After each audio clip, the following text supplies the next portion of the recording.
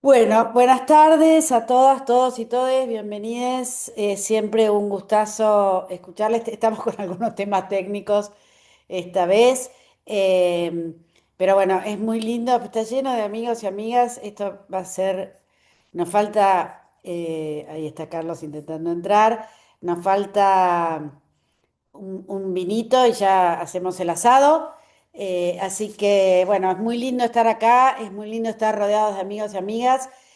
No, quizás no sea el momento, esperen que lo estoy buscando a Carlos ahí para ponerlo como coanfitrión. Nuevamente, ahí está. Eh, no es un momento muy feliz, no es un tema muy feliz, pero la verdad es que la historia de la humanidad no se caracteriza por tener solo momentos felices, ha tenido muchos otros momentos difíciles y el tema no es si hay momentos difíciles o no, sino qué hacemos con eso. Hoy tengo el enorme placer de presentarles en en este webinario. eh, que le pusimos como título Plan Remediar en Riesgo, sostener lo construido y transformar lo necesario.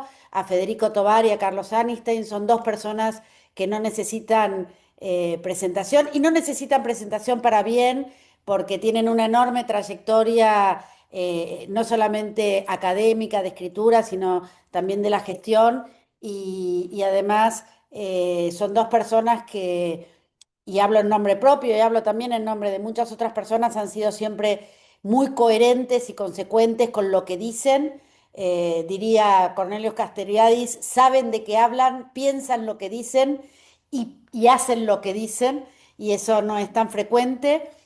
Así les va a veces, no tan bien, por esa coherencia, pero eso, bueno, nos honra tenerlos como amigos en la Asociación Argentina de Salud Pública. Les comento que hace muy poquito también comenzamos el Consejo Consultivo, inauguramos el Consejo Consultivo de la Asociación Argentina de Salud Pública, de los cuales Federico es uno de los miembros. Para no estirarme mucho más, para quienes no son socios y socias de la asociación, les cuento que la Asociación Argentina de Salud Pública es una asociación que tiene, es de la década del 70, que retoma sus actividades en el 2015 a impulsos de la OPS, que con un grupo de amigos y amigas, muchos de ellos y ellas están aquí en el 20, ya no me acuerdo, Ana, ¿20 qué? Hace 4 años. En el 2022 decidimos presentarnos a elecciones porque teníamos ganas de tener un compromiso más activo con la salud pública. Nos propusimos algunas cuestiones, como dice Ana Pereiro acá presente. Queríamos hacer la casa grande, donde muchas distintas líneas, distintos personajes y distintos trabajadores y trabajadoras tuvieran lugar para pensar una salud pública distinta, para militar la salud pública. Y bueno, y desde hace ya 3 años, todos los martes a las 6 de la tarde, estamos presentando webinarios, espacios para pensar, para parar la locura esta que estamos viviendo, para escuchar a personas que saben de temas que nos puedan acompañar y que nos puedan ayudar a pensar mejor. Hoy, como les dije hace un rato, vamos a hablar sobre el plan Remediar y mi idea era que lo hicieran Federico y Carlos, pero como mi tesis de doctorado fue sobre el plan Remediar, Fede me pidió que haga una pequeña introducción, así que eso voy a hacer en función, les voy a contar cuáles fueron algunos de los hallazgos de la tesis para este webinario de hoy, que como ya les dije es sobre el plan Remediar. Mi tesis fue defendida hace ya varios años y el título era Remediar lo político, politizar los medicamentos. Y lo traigo acá el título porque eso fue hace 4 años y me parece que hoy tiene una nueva resignificación, va en la línea de lo que muchas veces hemos estado conversando en relación a la salud pública y en relación al derecho a la salud. Y fue puesta, como muchos títulos al final de la tesis, vinculada a muchos de los hallazgos. En principio, parte de este marco teórico era que las políticas son más que un enunciado técnico o político, sino que en su amplia mayoría son relaciones sociales que se cristalizan y se materializan en algún decreto, en alguna política, pero además que tienen la capacidad de cristalizar o de transformar realidades en una manera recursiva sobre sí mismas. Entonces, esta era una de mis preguntas de investigación, era, bueno, ¿cuál era este vínculo entre la sociedad y este plan como política pública? La otra cuestión, ya en ese momento, hace 4 años atrás, bueno, yo había empezado, por supuesto, se imaginan, la tesis mucho antes, la pregunta no era por qué no pasan cosas, sino cómo es que hacen aquellos y aquellas que hacen que pasen cosas, porque eso es bastante difícil y lo damos por supuesto.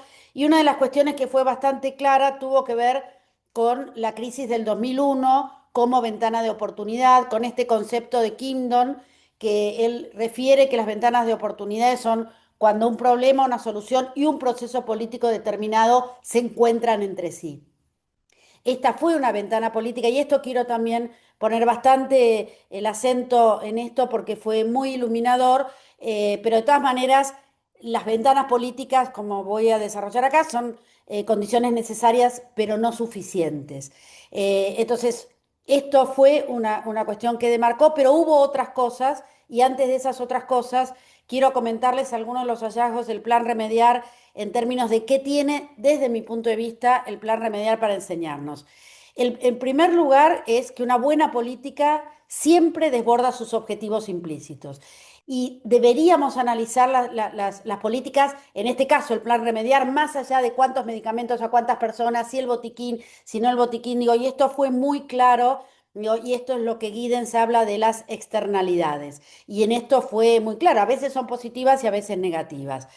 En principio, algunas cosas muy concretas. En el primer nivel de atención, a los 3 meses perdón, a los 6 meses de comenzado el plan Remediar, se triplicaron las consultas en el primer nivel de atención sin ninguna otra medida. Y esto marca muchas cosas de quienes hacemos territorio, lo sabemos. No es que las personas necesiten que blancos universitarios le vayamos a decir tenés que ir al médico, sino que las personas van o no a los controles sanitarios o a buscar ayuda siempre y cuando entienden que pueden o no resolver un problema. Y lo que ponía de manifiesto, lo que puso de manifiesto el plan Remediar es que lo había puesto. ¿Por qué? Porque había una fuerte demanda encubierta.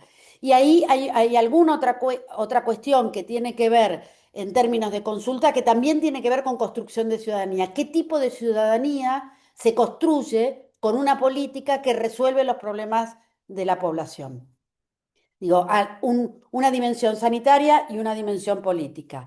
Y esta es, bueno, hubo una respuesta sanitaria, una demanda encubierta y además hubo una posibilidad de construir ciudadanía y el campo de la salud, después de tantos años, estoy convencida que no solamente porque vemos en los cuerpos la sociedad en la que vivimos, sino también el tipo de respuesta, construimos ciudadanía o no, y ese es otro tema, pero lo podemos seguir conversando.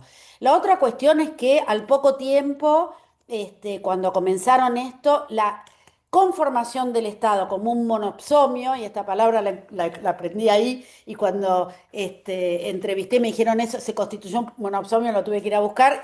Digo, lo que hizo fue que se bajaran enormemente los precios y compraron al 8% del precio del mercado. No podíamos creer, alguien que entrevisté me decía, a los precios que comprábamos. Y esto es, sin ninguna duda, la capacidad de regulación no estaba presente. Digo, y esto con la retirada que está mostrando el Estado Nacional ahora, digo, no es lo mismo un Estado Nacional que compra que distintas provincias negociando cada una de ellas no solamente con las empresas, sino también con los proveedores. Esta es una cuestión clásica y muy marcada, sobre todo cuando se habla de rectoría del Estado. Digo, esto fue una externalidad muy rápida. La otra cuestión, que seguramente Carlos va a hablar después, fue el incremento de capacidades. Esto no fue una externalidad, digo, no fue una consecuencia no buscada, fue parte del plan, pero acá sí, y el otro día hablando con Perla Mordojovich, ella me dijo, decí esto, por favor, porque acá hubo un incremento de capacidades no solamente de los sistemas de salud, que además aceptan ser capacitados y capacitadas porque tienen con qué, porque tienen la capacidad de dar respuestas, sino que esto también movilizó muchísimo a la academia, porque hubo personas de la academia que normalmente no tenían esta posibilidad de contacto directo con los servicios de salud en el primer nivel de atención, que de hecho esto no es de mi tesis, hay parte de eso de mi tesis, pero esta fue una conversación con Perla Mordojovich hace muy poco que me dijo, nosotros también aprendimos un montón porque se hicieron materialmente visibles los sistemas de salud desde otra forma. Digo, ahí hubo una barrera también que se rompió. La otra cuestión que para mí fue muy clave en la investigación, les cuento que yo interrogué, ya estoy, me agarró el modelo médico hegemónico, hice entrevistas a más de 50 personas distintas, muchos ministros y ministras de salud provinciales, nacionales, diputados y diputadas, y es que el plan aprendió a evitar el conflicto. El conflicto no se resuelve, el conflicto se habita. Se habita de algunas maneras más productivas o de maneras negativas.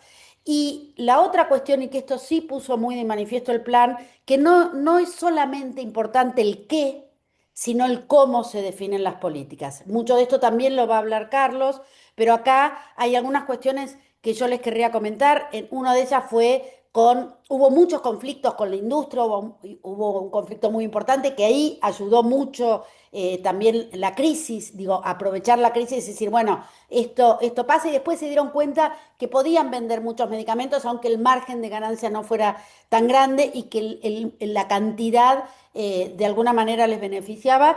Y el otro fue con la Confederación de Farmacéuticos, que se sintieron amenazados porque no iban a ver estoy de paso admitiendo gente. No iban a haber farmacéuticos y farmacéuticas en todos los centros de salud, eso generó conflicto, al principio hubo una gran resistencia, después se dieron cuenta que había otras maneras de no perder el protagonismo, pero hay heridas que quedan. Digo, hubo personas definitivamente que hubo un vínculo que se rompió. Entonces, la otra cuestión es estas imágenes un poco ingenuas y fantasiosas de que se pueden construir consensos sin evitar los conflictos. La otra cuestión de los aprendizajes tiene que ver con pensar las políticas en términos de a quiénes benefician y a quiénes no benefician. Y me parece que el desafío hoy también es pensar qué pasa cuando se destruyen las políticas sin una racionalidad democrática, que lo podemos implementar o pensar hoy para el caso del plan remediar, lo podemos pensar también para el plan de prevención no intencional en el embarazo, y la pregunta clara ahí está, ¿quiénes se benefician y quiénes se perjudican? Porque después de esto, después de haber superado estas disputas, estas luchas que continúan, los grandes poderes económicos tienen conductas reactivas y ya aprendieron qué es lo que tienen que hacer para no perder. Entonces se retroceden varios casilleros. Digo también para estar preparados. La otra cuestión es esta demanda que se vuelve una demanda invisible y esto nuevamente es el Estado no me responde, el Estado no resuelve mis derechos y yo me constituyo. Digo, hay algo, Eduardo Menéndez decía llevan en sus cuerpos generación tras generación de fracaso y frustración. Y a veces no es necesario explicitarlo, sino simplemente con estas idas y vueltas y estos retrocesos quedan estas nuevas ciudadanías olvidadas y perjudicadas. Y por supuesto, desde el punto de vista sanitario, los costos que se acumulan. Digo que eso lo sabemos muy bien y esto lo sabemos muy bien porque además las provincias no se pueden hacer cargo de cuestiones que la nación había avanzado. El plan no fue un milagro. Digo, eso me parece interesante. Yo no quiero hacer la apología de nadie, nadie es perfecto, construimos con barro y bronce, pero también tenemos que aprender de las cosas que se hicieron muy bien. Y esto fue consenso de todas las personas que entrevisté. Había un grupo que en ese momento estaba encabezado por Ginés González García, a quienes quiero que sepan que Dualde no quería nada, tenían una enemistad, pero era el único que en ese momento tenía capacidad para hacerse cargo de esto. ¿Por qué? Porque había construido capital técnico, tenía un grupo que estaban analizando y estaban investigando muchos problemas de la salud, tenía capital político porque se había ocupado de construir capital político y de construir muchos consensos. Muchas de las personas a las cuales yo investigué eran radicales, que en ese momento tenían poder político y y hablaron de Ginés con esta capacidad de construir consensos, tenía capital simbólico, se había ocupado de poner en la agenda pública, de llevar a los medios los temas, de construir los temas, y tenía capital social porque junto con Isalud había realizado capacitaciones donde había generado confianza con múltiples gestores en todo el país y esto entonces le permitía tener una gran capacidad de penetrar el territorio y además en países como los nuestros, con baja institucionalidad política, capacidad de llegar a acuerdos. Digo esto porque de esto tenemos que aprender. Entonces, la pregunta, y ya con esto termino, es si el plan no fue un milagro, la pregunta es, ¿cómo estamos construyendo capital hoy para la próxima ventana de oportunidad? Va a haber una ventana de oportunidad, pero no vamos a poder aprovecharla si no estamos en condiciones de construir estos capitales. Desde la SAP lo podemos hacer, bueno, yo tuve muchos encuentros con muchas y muchas, venimos trabajando profundamente, tenemos que construir estrategias y tenemos que construir en distintas dimensiones y con las distintas lógicas si es que queremos aprovechar la próxima oportunidad para que no se nos vaya atrás. Esto, por supuesto, es para que se asocien a la Asociación Argentina de Salud Pública, para que se sumen. Tenemos que estar a la altura de los momentos históricos que nos toca vivir, porque tenemos responsabilidades con las generaciones que nos siguen. Muchas gracias, Carlos, todo tuyo. Bueno, buenas tardes a todos y a todas. Bueno, primero quiero agradecer a la Asociación Argentina de Salud Pública y a vos, Alejandra Sánchez Cabeza, que estás como presidenta y que tenés una experiencia muy interesante con la tesis de doctorado. A mi querido amigo Federico Tobar, que voy a compartir con él esta presentación.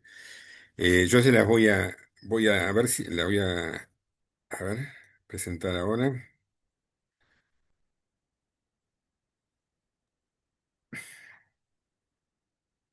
Estamos viendo la configuración. Ahí está. Ahí está, Perfecto. Estás en la última diapositiva. perdón. Ahí está. Bueno, yo les voy a contar un poquito la génesis que tuvimos con Federico y la crónica de una política de Estado en tiempos de crisis. Veníamos de una situación extremadamente crítica, la crisis de 2001, signada por la devaluación, la inflación, la circulación de patacones y una desocupación creciente. El hambre de aquellos tiempos tuvo como contrapartida la emergencia en comedores, merenderos comunitarios, el trueque, que son cosas que antes dijo Alejandra también. La gente podía eventualmente acceder de forma gratuita a la consulta en los hospitales o en los centros de salud, pero no podía acceder a los medicamentos, especialmente los más pobres, porque los medicamentos, el primer quintil, que es el más pobre, para ellos era el segundo gasto después de la comida. Entonces yo lo palpaba directamente en ese momento, era secretario de salud de un municipio. Así que palpaba la situación porque no podíamos ofrecerle ningún medicamento a nadie. Por eso cuando me entusiasmó mucho me entusiasmó mucho cuando me llamó Federico, me propuso en febrero del 2002 incorporarme al equipo que debía elaborar un proyecto con objetivos claros que aseguraran el acceso a medicamentos esenciales a la población sin cobertura de salud, fortalecer en la atención primaria y además promover políticas saludables con participación comunitaria. Ese proyecto, esperen que voy a sacar esto. Me parece que la está tapando la. Ahí está.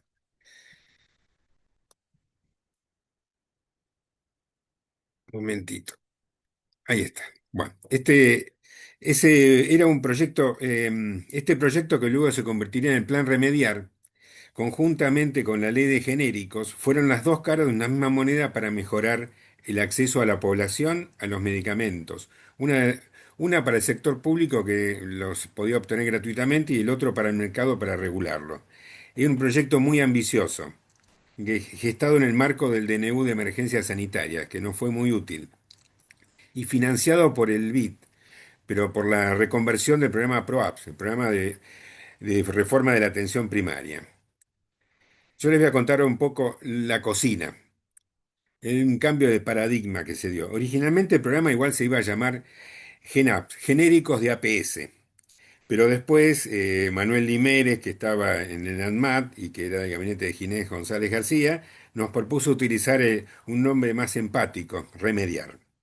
Conformamos un equipo excelente, conducido por Federico Tobar y Graciela Ventura, y no voy a nombrar al resto de los compañeros porque son muchos, pero no quiero olvidarme de ninguno, pero saben que los tengo en mi corazón a todos realmente. Lo primero que se definió fue que la compra de los medicamentos se haría de forma centralizada, por licitación para obtener los costos más bajos. Asimismo, se determinó que los medicamentos se distribuirían solo y directamente en los centros de salud, para fortalecer la atención primaria y mejorar el acceso en el territorio, consolidando al CAPS como puerta de entrada al sistema de salud. Y allí tuvimos la primera controversia. Los medicamentos se decidieron distribuir como botiquines, cajas, inspirándonos en la propuesta que tenía la OMS para botiquines de emergencia, pero con una diferencia fundamental. No se calcularían en función de la población del área programática, sino por la cantidad de consultas efectivamente realizadas en cada CAPS. El objetivo era evitar el envío de medicación a los centros de salud que no iban a poder dar una respuesta adecuada, lo que generó nuestra primera controversia con la OPS, que finalmente terminaron aceptando. Esta fue una decisión política de centralización de la compra y la logística para garantizar la entrega oportuna de botiquines en todo el país. Recuerdo que una cosa que nos llamó la atención era que en los primeros expertos en logística que consultamos nos advirtieron que el costo de la distribución sería igual o superior al valor de cada botiquín. Sin embargo, no fue así. La licitación para contratar el operador logístico, que no solamente hacía eso, sino que era responsable de armado, impresión de formularios y recetarios, distribución y seguimiento, resultó ser menor al 5%. A veces no hay que darle bolilla a los gurúes. Y después está, bueno, cómo hicimos la selección racional. Para definir el contenido del botiquín, no recurrimos a cálculos teóricos. Analizamos las patologías más frecuentes en la consulta ambulatoria de establecimientos públicos. Elegimos la del Hospital Vicente López y Planes de General Rodríguez, pues yo trabajaba ahí y sabía que tenía una base muy amplia de atención ambulatoria digitalizada. Y analizamos si esto fue validado por la DEIS, la Dirección de Estadísticas e Información de Salud de la Nación. La selección bajo la lógica de selección racional se basó en la premisa de que era más efectivo adquirir, distribuir y controlar un número limitado de fármacos. Del total de los motivos de consulta, que ahí están, las 46 primeros resultaron ser el 82% del total. Una vez que las identificamos, a las patologías causantes, seleccionaron los medicamentos necesarios y la proporción de cada uno según su prevalencia. Se definieron 56 formas de presentación según la clasificación de drogas ATC y traducidas a dosis diaria definida, para lo cual nos apoyó la OPS que nos dio los manuales, que es lo que se estaba usando en ese momento en el mundo. Se distinguieron tres grandes grupos terapéuticos: antibacterianos y antiparasitarios, suplementos vitamínicos, medicamentos de uso crónico.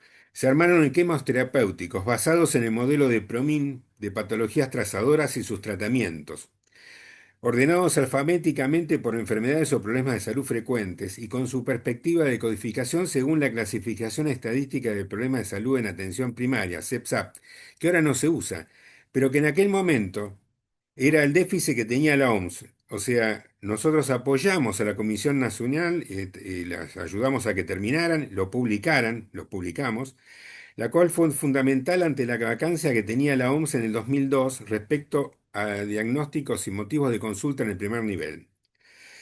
Ahí se hicieron para cada problema de salud la clasificación contenida, medidas de tratamientos generales, medicamentos genéricos incluidos en el botiquín remediar, formas de presentación, dosificación recomendada para niños y adultos. Los botiquines se armaron con 300 tratamientos, de acuerdo a un esquema terapéutico. No fue casualidad el número. Venían en envases rotulados con el nombre genérico, el logo del programa Remediar, la leyenda prohibido su venta y el nombre del laboratorio productor en un costado.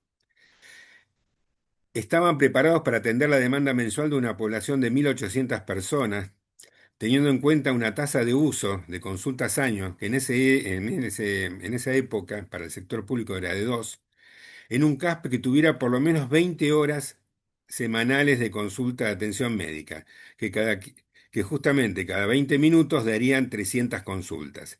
Y se había calculamos mediante la búsqueda bibliográfica que el porcentaje de prescripción era del 60% de las consultas y con un promedio de 1,6 medicamentos por receta. Entonces daba para 300 consultas 300 tratamientos que venían, cada uno venía completo en el botiquín. Asimismo, se definieron los instrumentos de registro para facilitar la prescripción a los profesionales y las planillas de control de stock. Bueno, la implementación y la resistencia. Empezamos, a mí me convocaron en el febrero del 2002, que ahí me incorporé con los compañeros, y el primer problema tuvimos la fricción política. En la primera reunión con los ministros, me acuerdo, estábamos con Federico, con Ventura, los tres ahí hablando con todos. Cuestionaron la distribución directa a los CAPS, resistieron bastante, y porque ya que querían recibir la medicación en sus propios depósitos para distribuirla ellos mismos. Después de varias discusiones y bueno, aceptaron al final de que sí, de que las iban a aceptar de esa manera. Pero entonces criticaron la selección provisoria de medicamentos que habíamos hecho. Entonces hicimos una reunión nacional, una jornada nacional donde vinieron los responsables de la farmacia de todas las provincias, con sus expertos, las universidades, y lo llamativo fue que aunque al inicio todos opinaban que estaba muy mal hecha y muy incorrecta la selección de estos 56 medicamentos, al final del plenario las conclusiones mantuvieron el mismo esquema original. Parece mentira, pero era así. También tuvimos observaciones de OPS, que vino y dijo que estaba mal y después solo cambió dos presentaciones. Y después vino el BID, que envió un grupo de expertos que al final no modificó nada. El otro problema, esa fue la fricción técnica, pero también tuvimos una fricción del mercado, para la resistencia de los laboratorios a presentarse en la primera licitación nacional, que solamente pudimos cubrir 21 medicamentos en esa, y fue superada cuando se hizo la licitación internacional posterior y ahí se dieron cuenta los laboratorios que tenían que participar porque si no perdían mercado, que es lo que dijo antes Alejandra. Y el lanzamiento fue histórico. Se hizo la primera distribución el 21 de octubre del 2002, el inicio formal. Es un récord porque no hay un programa de esta magnitud que haya logrado en tan poco tiempo eso. También se hizo toda una estrategia. Yo era el gerente de comunicación y participación, porque el programa no tenía no estaba determinada la capacitación, así que todo estaba metido en esta gerencia. Se apostó a un modelo de sensibilización en cascada y capacitación en servicio, y capacitación también en cascada. Se realizaron reuniones de sensibilización de una autoridad del ministerio de cada provincia y de cada municipio hacía la presentación del programa y nuestro equipo los acompañaba para aclarar dudas. Esto cumplía una doble función. La autoridad debía estudiar el proyecto para exponerlo y a la vez legitimaba la propuesta ante los equipos técnicos, siguiendo la máxima de el que expone, se expone. Esto facilitó que el programa se pusiera en marcha en muy poco tiempo. La capacitación sobre el uso racional de medicamentos también fue muy importante para los equipos de los CAP. Se organizaron con la OPS, la Comisión de Medicamentos de la Compra y las cátedras de farmacología, como decía antes Alejandra, de Buenos Aires, de La Plata, Córdoba y Rosario. Y el modelo de participación, que fue una auditoría social, fue también un hito histórico, porque, por un lado, armamos el modelo de participación con el Consejo Asesor Intersectorial, integrado por entidades de la sociedad civil, Cáritas, Cruz Roja, Red Solidaria de Episcopado, la COMRA, Confederación República Argentina, que ellos también tuvieron sus críticas, y la COFA, la Confederación Farmacéutica. A pesar de las resistencias, participaba un representante que terminó apoyándonos, el UNICEF, OMS, PNUD y otros ministerios. Esto permitió, por ejemplo, que el obispo Olmedo de Jujuy, no sé si todos lo recordarán, que eran dos hermanos, fundamentara la necesidad de entregar medicamentos también en hospitales pequeños con áreas programáticas rurales. Eso fue parte del CAI, del Consejo Asesor Intersectorial. El Remediar estableció también un monitoreo social, una red de control social directa, conducida por Cáritas y Cruz Roja mediante convenios específicos. Lo que recuerdo, vos te recordarás, Federico, cuando fuimos a ver a Monseñor Jorge Casareto, que era el presidente de Cáritas Argentina. Nos recibió en Gina, así informalmente, y allí acordamos la firma del convenio. Ese acto marcó un hito histórico al transformar la relación Estado-Iglesia, pasando de la asistencia social a a la corresponsabilidad en la gestión pública. Nunca había firmado Cáritas y la Iglesia un convenio de esa característica. Se estableció por primera vez una red federal de monitoreo social, donde la sociedad civil, Cáritas y la Cruz Roja actuaron como auditores de Estado. Este acuerdo permitió que Cáritas y Cruz Roja fiscalizara la transparencia y logística de la entrega de los botiquines en los CAPS, garantizando ante la sociedad y el BID que los medicamentos llegaran gratuitamente a la población vulnerable. Pero no fue la única anécdota significativa. Cuando presentamos la propuesta en la sede del BID, del Monitoreo Social, junto a Cáritas, autoridades de Cáritas y Cruz Roja, chocamos con la postura del organismo, que prefería contratar una consultora internacional, que después de varios, en el año 2008, fue una de las que quebró con la crisis en Estados Unidos. La tensión subió tanto en esa reunión que el representante de Cruz Roja entabló una discusión muy fuerte con algunos agravios frente a los funcionarios del BID. Yo pensé, acá se terminó todo, entonces salí al pasillo y en ese momento llegaban Federico y llegaba Graciela porque tenían reunión con la representante en Argentina y les dije, bueno, me parece que lo van a rechazar. Sin embargo, tras reunirse con ellos, salieron con la noticia de que lo habían aceptado. Para nuestra sorpresa, el BID valoró que, más allá de las discusiones, el proyecto era sólido y reflejaba un compromiso inquebrantable de ambas instituciones.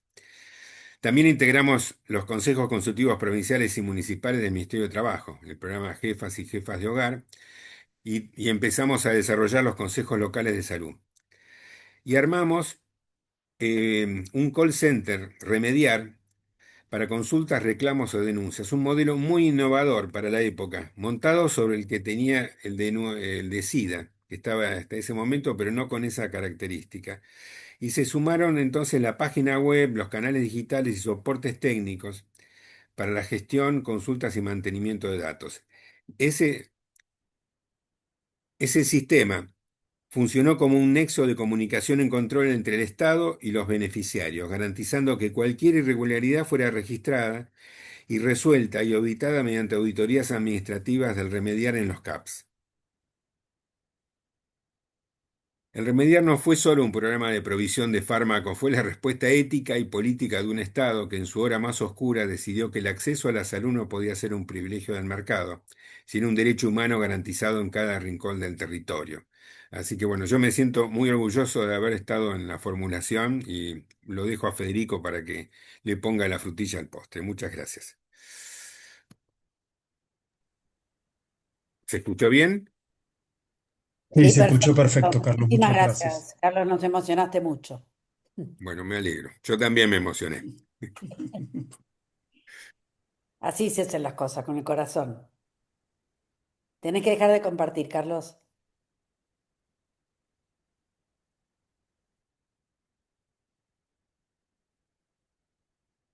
¿Cómo está la tecnología todavía?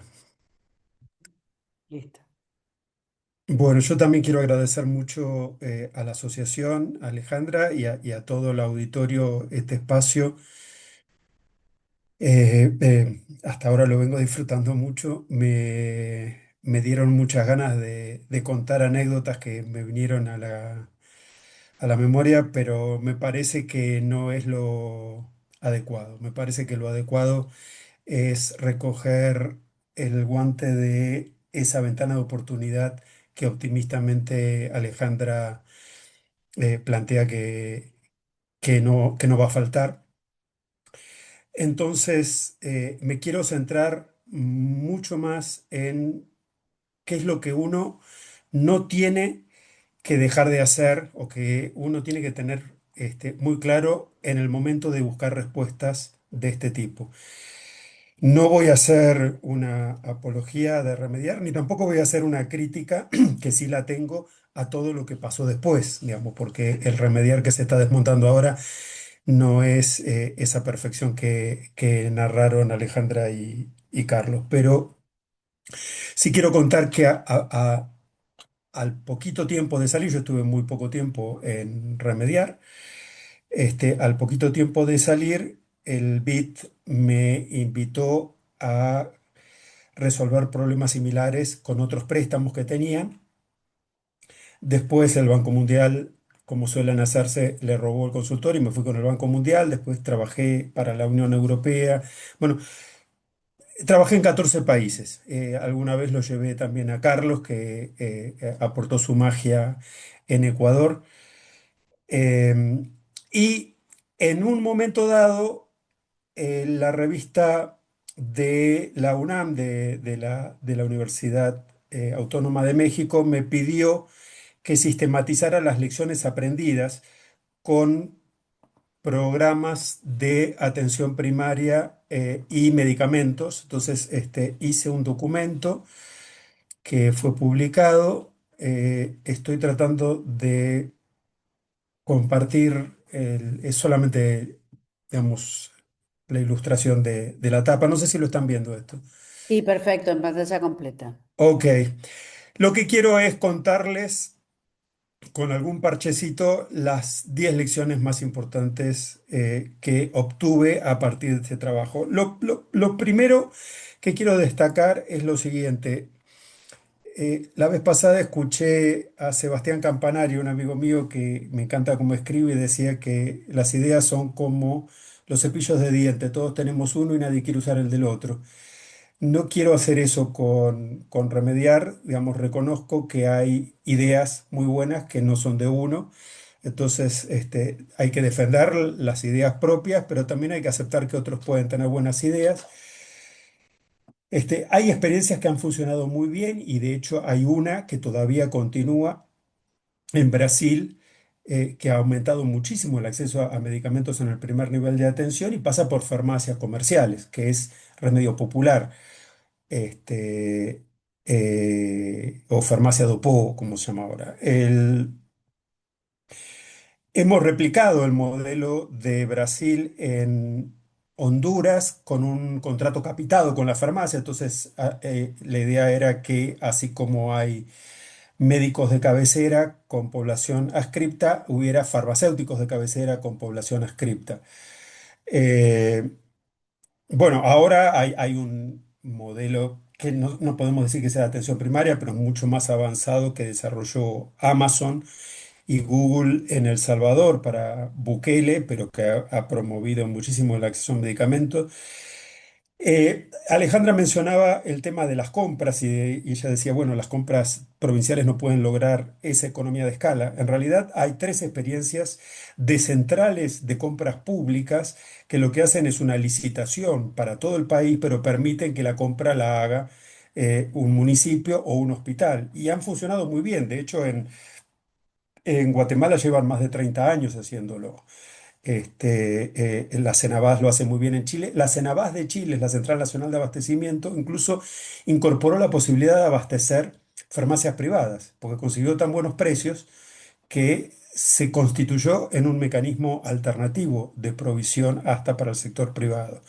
Está la CEAS de Bolivia, que le vende a los municipios, entonces sí existe la posibilidad de captar economías de escala con mecanismos descentralizados.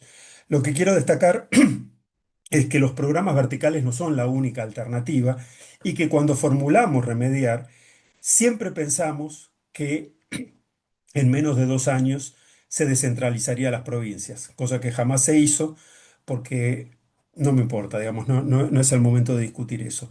Lo que quiero cerrar es dos preguntas centrales. ¿Qué es lo que mejor funciona? ¿Y qué es lo que hace que funcione bien? ¿Qué es lo que mejor funciona? Es lo que dura, y lo que dura en realidad es siempre lo que tiene universalidad. Y aquí hay algo que está muy en la línea de la tesis de Alejandra. Digamos, la sostenibilidad de un programa y remediar ha sido de los más largos, de todos los que participé, ha sido probablemente el que más duró y aunque a mí no me gustaba cuando Alejandra lo decía, hoy creo que tiene toda la razón, digamos, la magia pasaba fundamentalmente por Ginés, por su capacidad y por el equipo que él formó. En ninguno de los demás países se dio eso, entonces no hubo tanta duración. ¿Y qué es lo que hace que un programa dure? La sostenibilidad no es económica, la sostenibilidad no es técnica, la sostenibilidad es política. Un programa es sostenible cuando tiene un costo político muy alto que no dure, porque el programa se puede reformular, eliminar o lo que sea ahora, porque no tiene costo político. ¿Y por qué tuvo costo político durante tantos años eliminarlo? Porque era universal, porque daba respuestas que la gente percibía y defendía, y eso creo que Carlos lo testimonió muy bien. Tuve la oportunidad de trabajar en la formulación de otro programa que fue el Plan Enya, y el Plan Enya no era universal. Entonces, la eliminación del Plan Enya tenía menos costo político todavía que la de remediar, porque la gente que lo percibía, no voy a decir como una dádiva, pero digamos, sin la noción de derecho. Fueron 36 municipios en todo el país. Remediar fue todo a los municipios del país, en los pueblitos más recónditos. Entonces, eso contribuyó muchísimo a el éxito. Ahora, un programa no dura porque funciona, no dura porque es eficaz. Eso hace falta, pero en realidad la diferencia es política, es absolutamente política. ¿Qué es lo que hace falta para que sí sea bueno, para que la respuesta sea adecuada? Lo primero, lo dijo Alejandra, fue lo primero que dijo Alejandra, es aumentar la productividad. Es decir, un programa bien hecho es un programa que instantáneamente hace que la resolutividad y la productividad de los centros de atención primaria se expanda. De hecho, la tesis que he vendido, digamos, y me ha dado de comer durante mucho tiempo es que la reforma de salud más barata, centrada en el modelo de atención, pasa por poner medicamentos en atención primaria. Es así de simple. Si a mí alguien me dijera hoy, venía a OSDE, a Swissmedic, a la Medicus o a cualquiera de las prepagas y cambiar el modelo de atención, ¿saben qué haría? Yo pondría médicos de cabecera con historia clínica, con líneas de cuidados y le diría a la población, que yo sé que no le gusta eso, porque hicimos una investigación y la gente en Argentina rechaza al médico de cabecera, la medicación que sea prescrita por esos médicos es 100% gratuita. Yo les garantizo que habría una revolución de atención primaria, incluso en la seguridad social y en la medicina prepaga, que en Argentina jamás hicieron atención primaria. Lo segundo es fortalecer el funcionamiento en red. Ahí hubo una lección aprendida muy interesante en Paraguay, que fue el segundo programa al cual me llegó el BID, porque en Paraguay se hicieron botiquines de diferentes niveles de complejidad. Entonces reforzaba muchísimo, no eran concéntricos, no era que el hospital tenía lo mismo que el centro de salud, pero más, sino que, por ejemplo, los antibióticos básicos estaban en los centros y puestos de salud y las cefalosporinas o los medicamentos, los antibióticos de última generación estaban en los centros de referencia.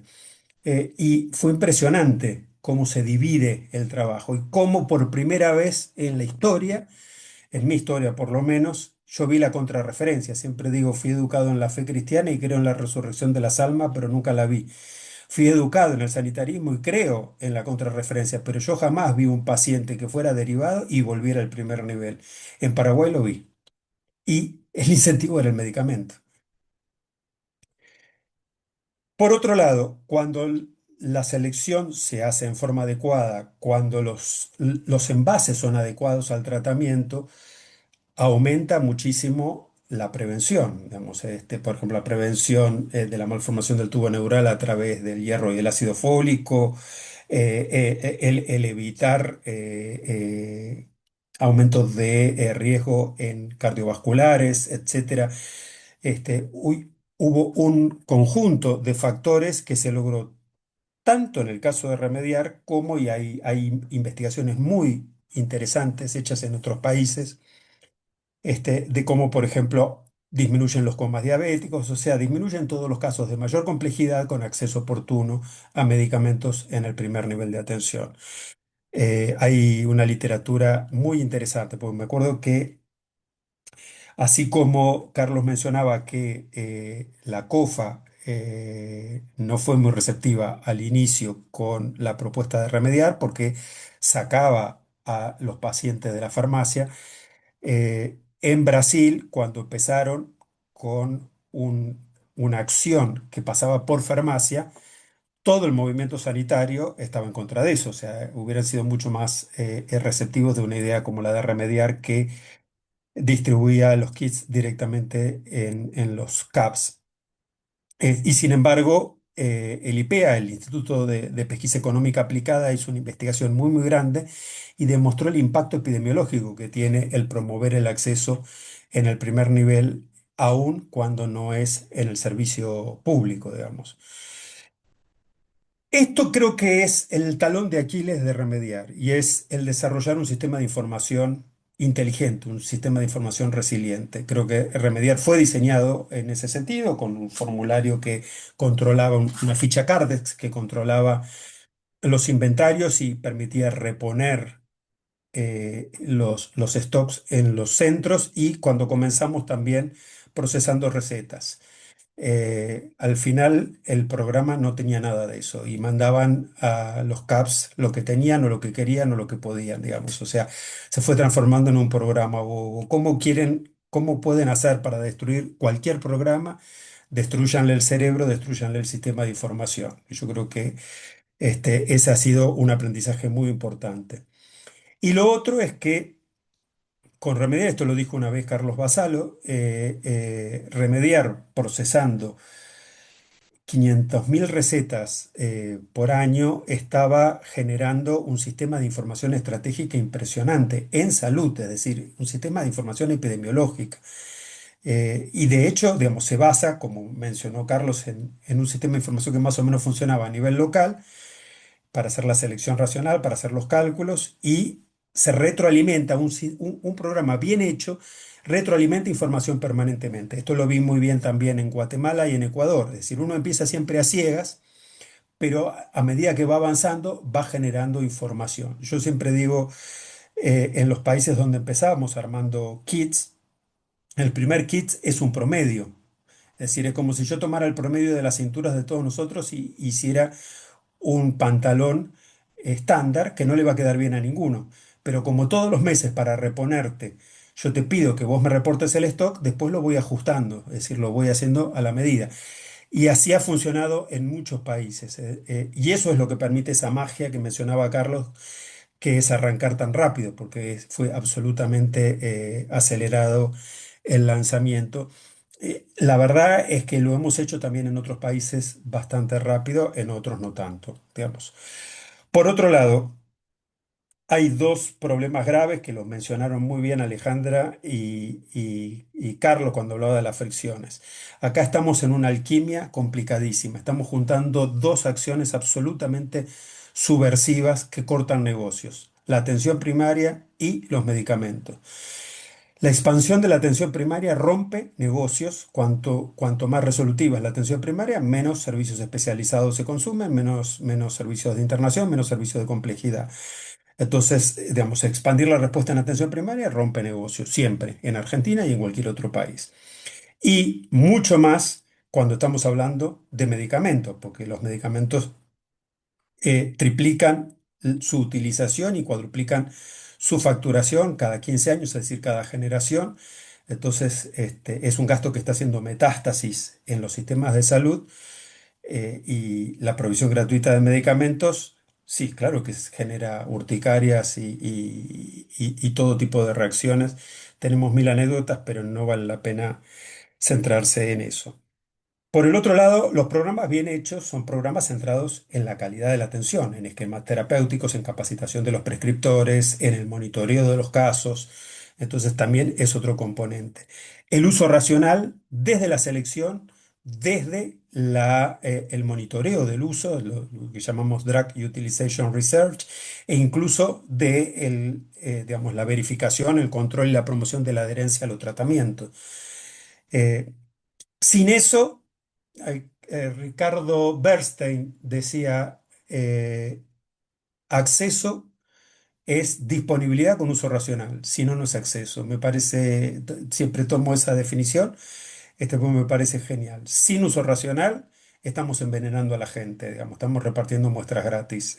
Necesitamos siempre tener un esquema activo de uso racional y, bueno, el valor del aporte del grupo de Perla Merdujovic y Busquiazo fue espectacular en el caso de Remediar.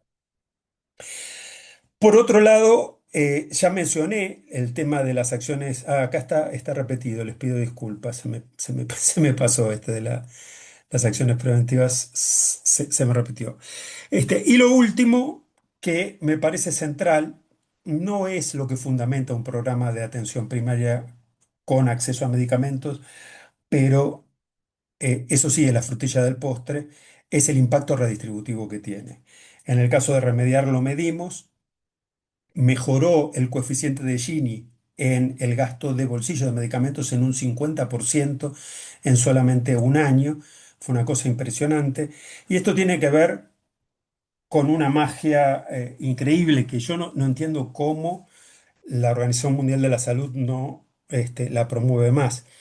Con muy pocos medicamentos uno da respuesta a un conjunto muy importante de motivos de consulta en el primer nivel de atención. Y además, como sabemos desde la ecología de la atención médica, el primer nivel de atención puede dar respuesta a la mayor parte de las necesidades de salud de una población.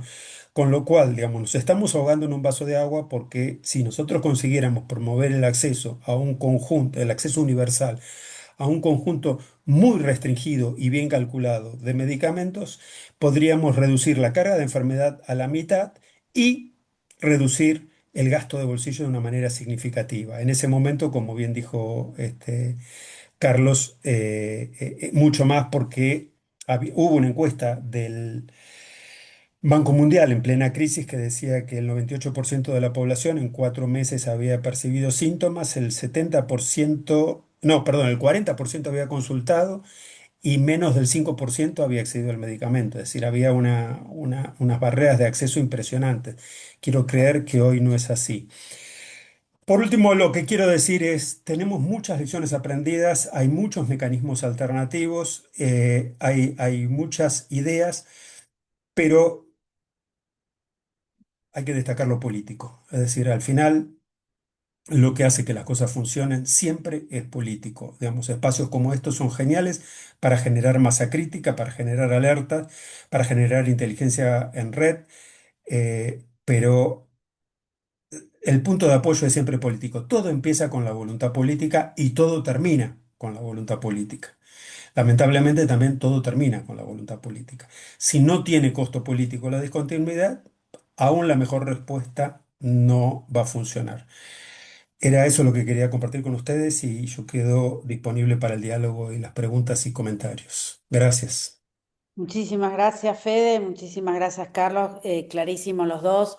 Yo creo que de estos espacios, bueno, esa es la apuesta que tenemos en la asociación, sí se puede generar política, digo, que esto lo decimos siempre, crear condiciones de posibilidad.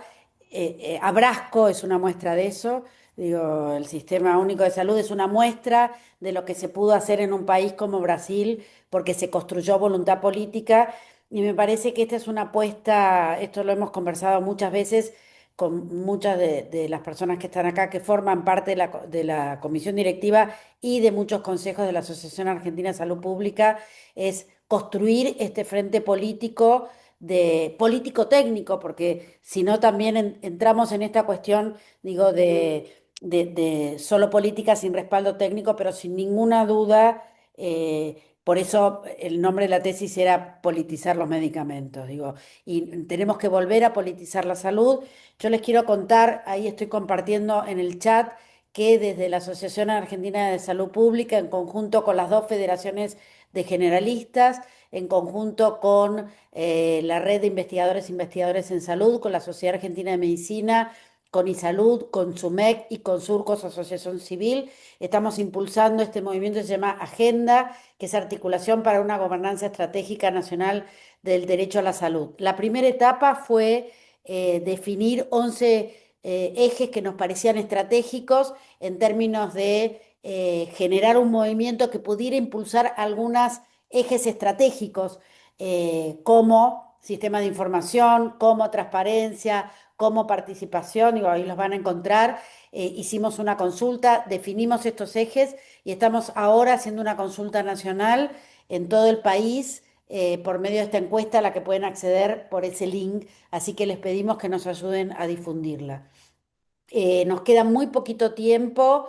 No sé si alguien quiere, bueno, hay muchos agradecimientos y felicitaciones por el chat, pero si algunas personas quisieran hacer alguna pregunta o alguna consulta, hay algo que a mí también me parece importante, Federico, que también fue un hallazgo de la tesis, que sin ninguna duda mucho de lo que se logró gracias a al carisma que tenía Ginés. Eso no se institucionalizó. Y no institucionalizarse también es hacer política. Entonces, creo que tenemos que aprender de esto porque de alguna manera u otra somos muy responsables de lo que reproducimos también. No sé si alguien más quiere hacer algún comentario, escribir en el chat, hacer alguna pregunta. No sé, Carlos, seguramente te quedaste con ganas de decir algo, lo mismo que Federico.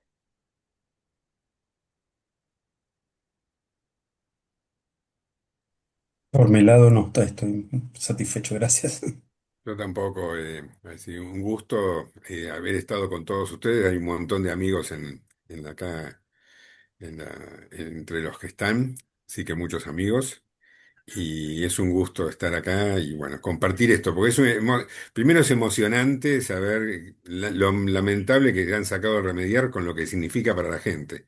Y yo creo que yo sí creo que va a haber un impacto, acuerdo con Federico, que va a tener un costo político, porque todavía no se nota, porque va a terminar, aunque queda los botiquines ahora vinieron a la mitad de lo que deberían venir en los últimos tiempos.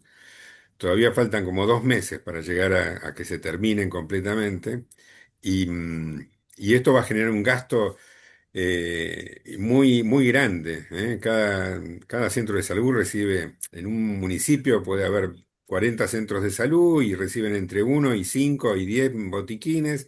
Hagan la cuenta con lo que sale un botiquín de 300 tratamientos.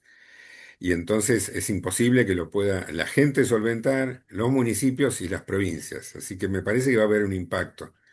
Y lo que quizá yo creo que la otra vez conversando con Emanuel Álvarez, que es el director de la región sanitaria que me reemplazó a mí, em, em, justamente y creo que lo que tendríamos que hacer es que los equipos de salud del primer nivel entiendan y qué es o sea, ¿por qué se produce eso? ¿Por qué está el remediar? Porque a veces piensan que es algo ya natural, que venía desde siempre, y no le pueden explicar a la gente por qué ahora no le pueden dar la medicación, porque no entienden por qué no le pueden dar la medicación. Como que es un momento para explicar a todos los equipos del primer nivel que esto apareció hace 24 años, 20 más o menos, y que es un derecho que se logró con mucho esfuerzo, con una propuesta, y que hay que explicarle a la gente por qué un gobierno como este, un gobierno nacional, lo va a quitar.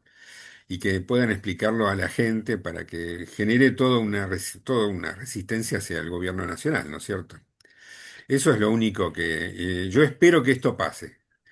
Por eso pienso que es muy importante. Gracias por compartir acá con Federico y con todos estos conceptos. Gracias, Carlos. Esto va a pasar, un poco como yo dije, vamos a estar peor porque va a haber un retroceso, digo, hay cuestiones que se rompen. Yo le quiero contestar a Sandra Cabrera, desde la Asociación Argentina de Salud Pública, por supuesto que repudiamos el cierre del remediar y lo que estamos intentando hacer es construir estos espacios técnico-políticos. No sirve salir a gritar todo el tiempo, eso pensamos nosotros, digo, porque sabemos que está mal. Estos espacios también, además, yo te escuchaba, Carlos, también de cuidado a los equipos de salud, que no solamente tienen severos problemas en términos de condiciones materiales de trabajo y condiciones materiales de subsistencia, sino que además están padeciendo esto, entonces cuidar los equipos y para pensar estrategias político-técnicas superadores. ¿Qué quiere decir eso? Hacer este frente político sanitario multipartidario que nos permita estar preparados y preparadas para la próxima ventana de oportunidad que en algún momento se abrirá. Gustavo Porcel dice, me siento profundamente conmovido, pero también orgulloso y esperanzado de que el campo de la salud de nuestro país cuente con compañeros sólidos tan valiosos y tan comprometidos como Carlos y Federico, sin ninguna duda. Clarisa, agenda va a estar abierta por lo menos varios meses más. Es muy importante que nos ayuden a difundir esto. Digo, también es una parte, tenemos muchos impulsos desde la asociación, pero este es uno de ellos. Así que, bueno, están agradeciendo mucho a Federico y a Carlos. La provincia de Santa Cruz dice que va a asumir el gasto de lo que el programa Remediar va a dejar. Bueno, hay que ver, digo, hay que buscar nuevas alternativas, hay que seguir construyendo y hay que seguir pensando. En principio, muchísimas gracias a todos y todas. La semana que viene tenemos un nuevo webinario, saben, todos los martes tenemos estos webinarios, quedan grabados para quienes quieran también en la página de la asociación y súmense, sigamos juntando esfuerzos porque va a ser la única manera de salir adelante. Yo quiero agradecerles muchísimo a Federico y a Carlos, que además me consta que tienen un nivel de coherencia enorme y de generosidad extraordinaria. Muchísimas gracias y nos vemos el martes que viene. Hasta pronto. Gracias a todos, gracias Alejandra.